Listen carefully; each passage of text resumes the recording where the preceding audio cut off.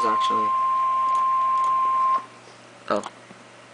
The National Weather Service in Norman has issued a severe thunderstorm warning for central Cleveland County in central Oklahoma, east central Grady County in central Oklahoma, southwestern McClain County in central Oklahoma, until 5:45 p.m. Central Daylight Time. Where is that? At 4:46 p.m. Central Daylight Time, National Weather Service meteorologists detected a severe thunderstorm located near Clymer, moving northeast at 30 miles an hour.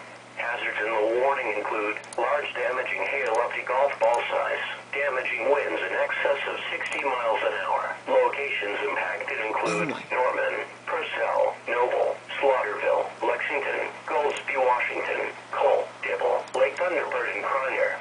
Move inside a sturdy building until the storm has passed.